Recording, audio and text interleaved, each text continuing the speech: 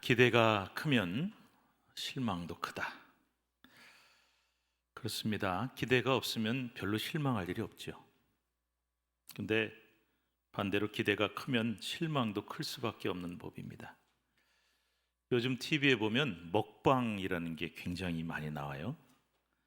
여러분, 먹방이 뭔지 아세요? 네, 요즘에 줄임말이 하도 많아서 좀 살기가 힘듭니다. 네, 이 무슨 말인지 잘 이해를 못 하겠어요. 근데 이건 아마 여러분들 많이 들어보셨을 테니까, 먹방은 먹는 방송의 줄임말입니다. 그래서 방송을 보니까 처음부터 끝까지 계속 먹어요. 계속 먹는 방송을 합니다. 그런데 그런 먹방을 하는 걸 보다 보면은, 야, 저기 한번 나도 가보고 싶다, 저 집 가서 한번 먹어보고 싶다, 그런 생각이 들거든요. 그런데 막상 거기 나오는 맛집을 힘들게 찾아가 보면 너무 실망하는 경우가 많습니다. 야, 저 집 진짜 맛있겠다, 이렇게 기대를 잔뜩 하고 가다 보니 별로 맛이 없으면 실망도 큰 것입니다. 그런데 문제는 이렇게 기대를 잔뜩 했다가 실망하는 경우 우리가 격한 반응을 보일 때가 많이 있다는 겁니다. 실망이 크니까 더 흥분이 되고, 그리고 부정적인 반응도 커질 수밖에 없습니다. 그래서 때로는 극단적인 행동을 할 때도 있고, 그럴 때 사고도 나게 돼 있습니다. 오늘은 종려주일입니다. 사순절을 보내다가 부활절 바로 전 주일이 되면 우리는 종려주일을 지키게 되죠. 예수님의 예루살렘 입성을 기념하는 날입니다. 그런데 왜 종려주일이라는 이름이 붙게 되었는지 아마 여러분들 대부분이 아실 겁니다. 주로 공생애의 대부분을 갈릴리 지역에서 보내시는 우리 주님은 이제 생애 마지막 한 주간을 보내기 위해서 예루살렘에 입성을 하시죠. 예루살렘에 들어가실 때 예수님은 작은 나귀 새끼를 타고 입성을 하시는데, 이렇게 초라한 나귀를 타고 입성하시는 주님을 예루살렘 주민들은 열렬히 뜨겁게 환영합니다. 수많은 백성들이 길가에 나와서 종려나무 가지, 종려나무는 야자나무라고도 하고 요즘은 대추야자나무라고 합니다. 우리나라에도 열매가 수입이 되는데 그 나뭇잎이 굉장히 넓어요. 그래서 그 나뭇잎을 그냥 흔들면서 호산나 호산나 다윗의 자손이여 찬송하리로다 주의 이름으로 오시는 이여, 이렇게 외치면서 열렬하게 주님을 환영한 것입니다. 그래서 이 날을 종려주일이라고 부르게 된 것이죠. 정말 뜨겁게 열렬하게 요란한 환영을 받았던 아주 멋진 예루살렘 입성이었습니다. 그런데 여러분, 궁금하지 않으십니까? 왜 저 갈릴리 촌구석에서 온 보잘것없는 젊은이 예수를, 그것도 나귀 한 마리 덩그러니 타고 초라한 모습으로 나타난 그를 그토록 그래도 서울인데 수도인데 예루살렘 거민들이 뜨겁게 환영을 했을까? 이유가 있다는 거예요. 여기는 한 가지 아주 중요한 역사적 배경이 있습니다. 주전 2세기경 안티오쿠스 에피파네스라는 이름을 가진 수리아의 왕이 이스라엘 지역을 통치하고 있었습니다. 그는 유명한 알렉산더 대왕의 뒤를 이어서 이 알렉산더가 세계를 점령한 다음에 후사가 없이 죽었어요. 그래서 장수들이 그 영토를 나누어서 통치하게 되는데 헬라 제국, 그리스 제국, 그 중에 한 사람 통치자입니다. 그가 다스리던 시기를 학자들은 신구약 중간 시대라고 부릅니다. 즉 구약 성경과 신약 성경의 이 사이에 있는, 성경에는 잘 기록되어 있지 않은 그 시기인데요. 그래서 그는 헬라 제국의 통치자였기 때문에 헬라의 문화를, 그리스의 문화를 보급하기 위해서 애를 많이 씁니다. 그런데 그 보급에 걸림돌이 되었던 유대교를 극심하게 탄압하죠. 유대교는 여러분 아시는 것처럼 여호와 하나님 한 분만을 믿는 유일신 종교입니다. 그러니까 다른 신을 섬길 수가 없어요. 그런데 헬라 그리스 신화에 나오는 신들이 얼마나 많습니까? 근데 그 신을 섬기라고 하니까 그 헬라 문화를 절대로 받아들일 수가 없는 거죠. 그래서 헬라 문화에 격렬하게 저항을 하는데, 이 안티오쿠스 에피파네스는 굉장히 잔인한 폭군이었다고 합니다. 그러니까 그냥 성질이 나서 무슨 짓을 저지르냐? 유대인들이 제일 싫어하는, 절대 안 먹는 짐승이 있어요. 돼지를 잡아가지고 그 예루살렘 거룩한 성전 지성소 제단에다 그걸 놓고 그 피를 뿌려버려요. 이것만으로도 끔찍한데 성전 좌우방에는 창녀들이 생활하게 하고 성전 뜰에는 우상 제우스의 신상을 세워 숭배하도록 합니다.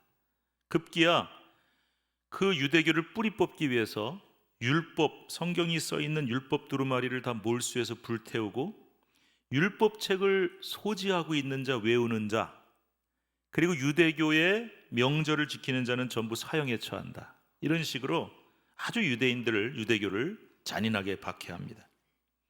그러니까 유대인들이 가만히 있었겠습니까? 이런 박해에 대항해서 일종의 의병이 일어나게 되는데 그 중에 유다 마카비라는 이름을 가진 사람이 봉기를 해서 큰 전쟁이 일어납니다. 그리고 이 전쟁을 그 이름을 따서 마카비 혁명이라고 부릅니다. 유다 마카비는 전쟁에서 승승장구하게 되고 결국 승리해서 주전 164년에 예루살렘 성을 되찾습니다. 그리고 더럽혀진 성전을 정화하게 됩니다. 이때 예루살렘에 입성하는 유다 마카비와 군대, 그 승전하에 들어오는 그 무리를 환영하던 예루살렘 주민들은 바로 종려가지를 흔들면서 호산나를 크게 외쳤던 겁니다. 바로 그때처럼 그 마카비 혁명으로 예루살렘 성을 되찾고 성전을 정화한 사건을 기억하면서 이 예루살렘 주민들은 오늘도 저 예수님을 그렇게 뜨겁게 환영한 것이죠. 그때처럼 종려가지를 흔들면서 호산나를 열심히 외칩니다. 여러분 생각해 보세요. 기대가 얼마나 컸으면 그렇게 뜨겁게 열렬히 환영을 했겠습니까? 그들의 마음속에는 그 마카비 혁명 때 상대가 안 되지만은 열심히 목숨 걸고 싸워서 이겼어요. 그리고 그 예루살렘을 회복하던 날 너무나 감격적으로 입성하던 그 사건을 기억하면서 저 예수라는 분이 우리를 로마의 압제에서 해방시켜줄, 그리고 이스라엘을 회복시켜줄 뿐이다라는 기대감이 가득했던 겁니다. 말하자면 예수님의 예루살렘 입성을 승전한 개선 장군의 입성처럼 생각한 것이죠. 그러니 그 모습을 본 로마 당국과 당시 유대 종교 지도자들은 긴장하지 않을 수 없었습니다. 그리고 계속 주목해 보다가 결국은 예수님을 정치범으로 몰아서 십자가에 달려 죽게 만들었던 것입니다. 자, 그렇다면 과연 그들의 기대대로 예수님은 해방자였을까요? 과연 그가 로마를 때려부시고 이스라엘을 구원해낼 혁명가였을까요? 아닙니다. 예수님은 그들이 기대하던 그런 해방자, 혁명가, 메시아와는 거리가 먼 분이었습니다. 그래서 도대체 무슨 일이 일어난 겁니까? 아까 제가 그랬죠? 기대가 크면 모두 크다고요? 실망도 커요. 그 예수님에 대한 기대가 이렇게 컸잖아요. 근데 저분이 우리를 해방시켜 줄 거야, 우리를 이 고통스러운 압제에서 벗어나게 해줄 거야, 기대감이 너무 컸는데 나중에 예수님이 하시는 말씀이나 행동을 보니까 아닌 것 같아. 그리고 예수님은 말씀하죠. 내가 십자가에 달려 죽기 위해 이 땅에 왔다. 그러니까 실망도 너무 컸던 겁니다. 그래서 이렇게 기대가 컸다가 실망이 크면은 어떻게 된다 그랬습니까? 더 흥분하고 더 극단적인 행동을 한다. 그래서 그들이 했던 극단적인 행동이 뭐였냐? 바로 예수를 십자가에 매달아라 하고 외쳤던 것입니다. 오늘 본문인 누가복음 23장 20절부터 25절에 보면 바로 이 이야기가 나와 있습니다. 로마의 빌라도 총독은 알고 있었어요. 저 예수라는 죄인이 끌려왔는데 내가 볼 땐 죄가 없어. 그래서 풀어주고자 하는 마음이 생겼습니다. 그래서 이제 거기 모인 유대인들에게, 군중들에게 말합니다. 도대체 나는 이 사람이 무슨 악한 일을 했는지 모르겠다. 나는 그에게서 죽일 만한 죄를 찾지 못했다. 풀어주자, 이렇게 말합니다. 그런데 이 말을 들은 유대인들이 막 흥분을 해요. 그러면서 뭐라고 외치느냐? 21절 말씀 한번 같이 읽어보겠습니다. 시작. 그들은 소리질러 이르되 그를 십자가에 못 박게 하소서, 십자가에 못 박게 하소서 하는지라. 십자가에 매달아 죽여라 외쳤어요. 그래서 빌라도가 아니다, 이 사람에게 그런 죄가 없다 하니까 23절에는 어떻게 나오는지 한번 23절을 읽어보겠습니다. 시작. 그들이 큰 소리로 재촉하여 십자가에 못 박기를 구하니 그들의 소리가 이긴지라. 그러니까 로마의 책임을 지고 있는 총독 입장에서 빌라도는 큰일 났어요. 이러다가 밀란이 일어나고 소요가 일어날 것 같으니까 정치적인 이유 때문에 그만 예수님에게 죄 없는 분에게 사형을 언도하고 그리고 십자가에 못 박도록 내어줍니다. 참 비겁한 지도자죠. 근데 도대체 군중들이 왜 이렇게까지 했을까? 아이고 실망했네 하고 끝나면 되는데 저 인간을 십자가에 매달아 죽여라, 잔인하게 죽여라, 왜 그렇게 외쳐요? 아까 제가 얘기했잖아요. 기대가 크면 실망도 큰 법이다. 예수님에 대한 기대가 우리를 당장 해방시켜 줄 분으로 기대했는데 실망이 너무 크다 보니 기어이 그분을 십자가에 매달아 비참하게 죽게 만든 것입니다. 이 시점에서 우리는 예수님의 모습을 살펴보려고 합니다. 예수님이 도대체 유대인들이 기대하던 메시아와 뭐가 그렇게 달랐을까? 그래서 열렬히 환영하던 그를 배반하고 십자가에 비참하게 달아 죽게 했던 이유가 뭘까? 예수님의 세 가지 모습을 살펴보고자 합니다. 첫 번째, 예수님의 공생의 기간의 태도를 살펴볼 필요가 있습니다. 예수님은 한 3년 정도 되는 이 공생의 기간에 정말 놀라운 기적들을 많이 행하셨어요. 수많은 병자를 고치고 귀신을 내쫓고 죽은 자까지 살리십니다. 무리를 걷고 풍랑을 멈추게 하고 오병이어로 수많은 사람들을 먹이십니다. 그때 그 놀라운 기적을 보던 유대인들은, 백성들은 예수님을 붙잡아 왕으로 삼고자 했다.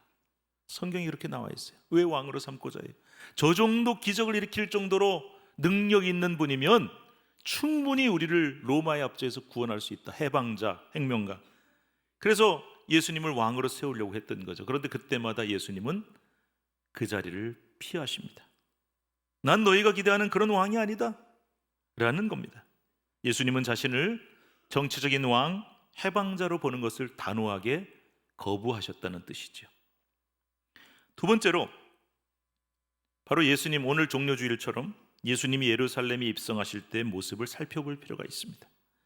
자, 마카비 혁명 때처럼 개선 장군으로 혹은 해방자로 입성할 때 어떻게 들어옵니까? 나귀 타고 들어온 사람 없어요. 높은 말 위에 아니면 화려하게 치장된 수레를 타고 당당하게 입성을 할 텐데 예수님은 놀랍게도 한 마리의 볼품없는 나귀 새끼 위에 타고 들어가셨습니다. 왜냐? 이것은 스가랴 9장 9절 말씀에 예언된 것을 실현한 것입니다. 우리 한번 읽어볼까요? 읽겠습니다. 시작. 시온에 따라 크게 기뻐할지어다. 예루살렘에 따라 즐거이 부를지어다. 보라, 내 왕이 내게 임하시나니 그는 공의로우시며 구원을 베푸시며 겸손하여서 나귀를 타시나니 나귀의 작은 것 곧 나귀 새끼니라. 즉 예수님은 이 스가랴 구약성경 예언자의 예언을 성취하기 위해서 오셨어요. 근데 오늘 본문에 뭐라 하냐? 왕으로 오셨다. 그런데 마카비 혁명처럼 그들을 해방시키고 스스로 왕이 되어 섬김을 받고 군림하는 그런 왕으로 오신 것이 아니라 겸손하며 섬기는 왕으로 오셨다라고 스가랴서는 말씀하고 있어요. 그래서 주님은 왕은 왕이시죠. 만왕의 왕이십니다마는 군림하고 섬김을 받는 그런 왕이 아니라 죄인을 섬기며 그들을 위해 죽기 위해 오신 왕이었다는 것입니다. 우리는 인자가 온 것은 섬김을 받으려 함이 아니라 도리어 섬기려 하고 자기 목숨을 많은 사람의 대속물로 내어주려 함이라는 마가복음 10장 45절 주님의 말씀을 기억해야 합니다. 따라서 오늘 예수님의 이 예루살렘 입성은 멋지고 화려한 개선 장군의 입성이 아니라 죽음의 입성이었다는 겁니다. 그가 예루살렘에 들어가신 이유는 그들을 해방시키고 그들의 섬김을 받고 군림하기 위해서 가신 것이 아니라 고난을 당하고 죽임을 당하기 위해서 들어가신 겁니다. 근데 바로 이런 목적을 유대인들도 그리고 제자들조차도 오해하고 그렇게 열렬히 환영한 거죠. 유대인들은 고통과 압제에서 우리를 해방시켜 줄 뿐이다라는 그 기쁨에 들떠서 예수님을 그렇게 열렬히 환영을 했고요. 제자들조차도 막 환영을 받으니까 막 으쓱할 거 아니에요. 기분 좋아가지고 드디어 이제 보람이 생겼다. 이제 우리가 3년 동안 따라다니고 고생 엄청 했는데 이제 우리 예수님이 다 이제 때려 엎으시고 권력 잡으면 우리도 한 자리 한다. 이런 기대감에 들떠 있었던 거죠. 그런데 그들의 기대와는 달리 예수님이 힘없이 잡히게 되니까 예루살렘 입성 때 그토록 열렬히 환영하던 군중들은 며칠 만에 실망해서 등을 돌리고 예수를 십자가에 못 박으라고 외치는 그런 군중들로 돌변한 것이고, 예수님의 제자들 역시 무기력한 스승의 모습에 실망해서 베드로처럼 주님을 쉽게 부인하거나 아니면 예수님을 버리고 뿔뿔이 흩어져 도망을 가게 된 것입니다. 마지막 세 번째로 예수님이 예루살렘에 입성하셔서 제일 먼저 하신 일이 뭔지를 살펴봐야 하겠습니다. 여러분 아십니까? 예수님이 제일 먼저 입성하셔서 어디로 가셨을까요? 성전으로 가셨어요. 그리고 그 성전을 정화하는 일을 하셨습니다. 아까 우리 마카비라는 사람이 혁명 일으켜서 예루살렘 점령한 다음에 성전을, 더럽혀진 성전을 정화했다 그랬죠. 예수님도 똑같이 더럽혀진 성전을 정화하러 가셨는데 군대를 보내고 무력으로 정화한 것이 아니라 주님 홀로 가십니다. 예루살렘 성전뜰에 들어섰더니 난리가 났어요. 웬 시장통이에요. 그 뜰에는 소와 양이 우글거리고 비둘기 파는 자들과 돈 바꾸는 자들로 매우 혼잡스러웠습니다. 왜 그랬느냐? 이유가 있어요. 저 먼 지역에서 성전에 제사하러 오는 사람이 제물로 드릴 양, 염소를 끌고 올 수는 없잖아요. 그러니까 그들에게 필요한 이 제물을 파는 사람도 필요했을 테고, 그 다음에 성전세라는 걸 반세겔을 내야 되는데 이 세겔은 평상시에 통용되는 동전이 아닙니다. 성전에서만 쓰는 거기 때문에 환전을 해줘야 돼요. 환전상도 필요한 거죠. 필요가 있었어요. 그런데 처음에는 이것이 성전 밖에서 행하여졌는데 점차 안으로 밀고 들어오기 시작합니다. 왜냐? 좀 속된 말로 수입이 짭짤했거든요. 꽤 돈을 법니다. 그래서 누가 개입이 되냐면은 제사장들이 개입이 됐어요. 야, 들어와라, 들어와. 여기서 해라. 그 대신 리베이트. 그러니까 거기서 버는 돈의 일부를 우리에게 주라. 이렇게 된 거예요. 참 지금이나 몇천 년 전이나 비슷한 것 같습니다. 그런데 문제는 뭐냐? 성전 안이 그렇게 더럽혀지고 시장통이 된 것도 문제인데 속이고 거짓말하는 일들이 생기는 거예요. 흠 없는, 또 점이 없는 제물을 드려야 되는데 그런 것들을 흠 없다고 속여 파는 일도 생기고, 심지어는 돈을 바꿀 때 웃돈을 받고 바꿔주는 일들도 생기고, 1,000원 내면은 1,000원 줘야 되는데 100원 빼고 주는 거예요. 그래서 결국 성전이 하나님께 기도하고 예배하는 장소가 되어야 되는데 그것은 이익을 추구하는 장소, 거짓이 난무하며 남을 속이는 강도의 소굴로 변질되고 만 것입니다. 그래서 예수님은 성전을 본래대로 만민의 기도하는 집으로 만들기 위해서 채찍을 가지고, 주님이 그렇게 하시는 분이 아닌데 다 쫓아내고 돈 바꾸는 자들의 상을 둘러엎어서 성전을 정화하시게 된 것입니다. 이런 행동은 메시아의 본래 역할을 보여주는 거예요. 이스라엘 사람들이 기대하는 메시아는 폭력적이고 힘과 무력을, 정치적인 힘을 이용해서 우리를 해방시키는 메시아. 그런데 그런 메시아가 아닌 겁니다. 그는 성전의 본래 기능을 회복해서 이스라엘 백성들의 진정한 신앙을 회복시키고 백성들이 진정 이 성전에 나와 하나님 앞에 죄를 자복하며 회개하고 하나님께로 돌아오게 하는 일, 이거를 해야 될 사람이 메시아다. 그렇습니다. 예수님이 이 땅에 오신 것도, 또 예루살렘에 입성하신 것도 성전의 본디 기능을 완성시켜서 형식화되고 장사 속으로 타락된 예루살렘의 잘못된 종교를 몰아내고 성전의 본디 기능을 회복해서 모든 이스라엘 백성이 하나님 앞에 흠없는 백성으로 서게 하기 위해서 이 땅에 오신 것입니다. 그래서 이를 위해 그 자신을 희생의 제물로 드렸던 것이죠. 그러므로 오늘 종려주의를 맞는 우리 성도들의 참된 자세가 무엇일까요? 이것 또한 세 가지로 생각을 해보려고 합니다. 첫 번째로 우리 한번 글씨에 한번 읽어볼까요? 보여주세요. 읽겠습니다. 섬기는 사람. 주님이 이 땅에 왜 오셨습니까? 예수님이 예루살렘에 왜 들어가셨습니까? 박수받고 환영받으려고, 섬김을 받으려고 오신 게 아니라 섬기러 오셨습니다. 따라서 우리도 주님처럼 섬기는 사람이 되어야 합니다. 섬김을 받으려는 사람이 아니라 섬기는 사람이 되어 주님처럼 남을 위해 기꺼이 자신을 내어주는 사람이 되어야만 한다는 것입니다. 이것이 바로 종려주일 정신이고 십자가의 정신이며 예수님의 정신입니다. 두 번째입니다. 같이 한번 읽어보도록 하겠습니다. 글씨 보여주세요. 시작. 우리 교회가 성전의 참된 기능을 회복해야 합니다. 성전은 장사하는 곳이 아닙니다. 성전은 자신들의 이익을 도모하는 곳이 아닙니다. 성전은 자신을 화려하게 치장하고 겉모습에만 치중하는 곳도 아닙니다. 멋진 성전을 크게 지어놓고 봐라 이렇게 멋있다, 그게 성전의 존재 목적이 아닙니다. 오직 만민의 기도하는 기도의 집이 되어야 합니다. 모든 사람이 회개하는 회개의 장소가 되어야 합니다. 생명 살리는 일을 세상 그 어떤 것보다 소중히 여기는 곳이 바로 성전이며 교회여야 하는 것입니다. 그래야 주님이 원하시는 성전이 되고 올바른 교회가 될 수 있는 것이죠.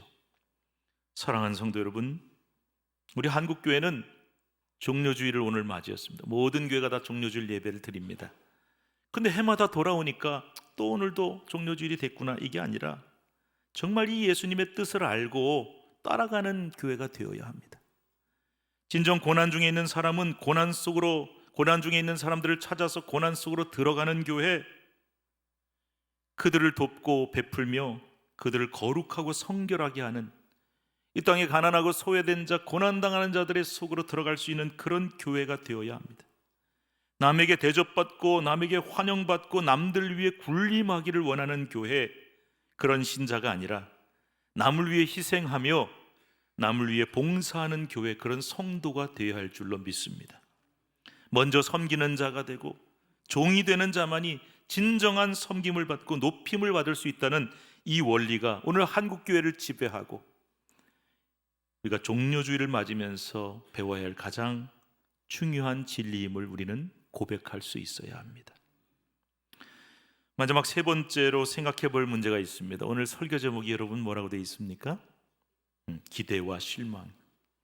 이게 무슨 뜻일까요? 유대인들이 기대가 컸어요.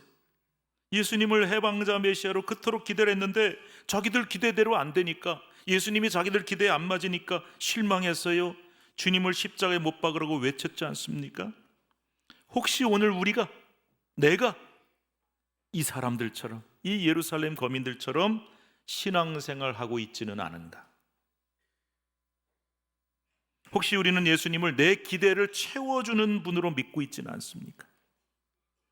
내가 교회 다니고 신앙생활하는 이유가 오직 내 소원을 들어주시는 분, 내 기대를 채워주시는 분을 찾기 위해서가 아니냐라는 것입니다. 예수 믿으면 복 받는다는데, 교회 다니면 소원 이루어진다는데, 내가 교회를 그래서 나오는 거야, 예수를 그래서 믿는 거야, 그러다가 내 소원을 안 들어주시면, 하나님이 내 뜻대로 안 해주시면, 예수님이 내 기대대로 되지 않으면 얼마든지 실망해서 주님을 버릴 수도, 교회를 떠날 수도 있는 우리의 모습이 아니냐는 것입니다. 뿐만 아니라 당시 유대 군중들처럼 예수를 십자가에 못 박아라 하면서 내 마음에 안 든다고, 내 기대대로 안 된다고 주님을 또다시 십자가에 못 박는 우리들의 모습이 아니냐는 것입니다. 그런 사람이 세상에 있습니까? 예, 세상에 그런 성도들 상당히 많습니다. 이런 신앙을 우리는 뭐라고 부르냐면 기복신앙이라고 불러요. 오직 복받기 위해서 예수를 믿고 교회 나오는. 근데 그 복이라는 게 말입니다, 성경에 얼마나 많은 복이 있습니까? 하나님의 기준에서의 복이 아니라 내가 원하는 복, 내가 받기를 원하는 복, 오직 그것을 붙들기 위해서 기복신앙에 빠져 교회 다니는 성도가 아닌가? 우리 기독교 신앙의 이 존귀하고 거룩한 신앙을 한낱 기복신앙으로 전락시키고 있는 장본인이 내가 아닌가? 이것을 우리는 종료주일에 우리 자신에게 질문해 봐야 한다는 것입니다. 사랑하는 여러분, 우리는 자신의 기대대로 예수 믿는 사람이 되지 맙시다. 내 기대를 채워주는 분으로 예수님을 전락시키지 맙시다. 예수님은 그런 분이 아니십니다. 우리는 우리의 기대가 아닌 주님의 뜻과 기대를 따르는 사람이 되어야 합니다. 우리의 기대를 채우고 만족시키려는 사람이 아니라 주님의 기대를 채우고 만족시킬 수 있는 사람이 되어야 합니다. 내 기대를 내려놓고 오직 주님의 마음을 본받는 사람, 주님의 길을 따르는 사람, 주님의 십자가의 길을 함께 좇을 수 있는 사람이 되어야 합니다. 그것이 종료주일에 진정 예수님의 십자가의 길을 따르는 성도들의 삶입니다. 기도하겠습니다. 하나님, 종료주일을 맞았습니다. 해마다 돌아오는 익숙한 절기이지만 오늘 우리는 말씀을 통해 종료주일의 참된 의미가 무엇인지를 되새겨 보았습니다. 열렬히 주님을 환영하며 화려하게 맞이했던 그 화려한 이면에 주님은 겸손히 엎드려 낮아짐으로 죽기 위해 예루살렘을 입성하셨습니다. 교회와 성전의 본디 기능을 회복하고 생명 구원을 위해 이 땅에 오셨습니다. 그리고 내 기대대로 그 기대를 채우기 위해 예수 믿고 신앙생활하는 것이 아니라 하나님의 뜻이 먼저임을 알리기 위해 이 땅에 오셨습니다. 그 모든 것을 지시고 십자가의 길을 묵묵히 걸어가셨습니다. 화려함을, 예수 믿어 받는 복과 그 모든 것들을 추구하며 멋진 길을 걸어가는, 박수 받는 길을 걸어가는, 섬김을 받는 길을 걸어가는 우리가 아닌 오직 주님을 섬기는 길, 다른 이들을 섬기는 길, 그 십자가의 길을 따라갈 수 있는 저희 모든 교회와 성도가 되게 하여 주옵소서. 예수님의 이름으로 기도드리옵나이다. 아멘.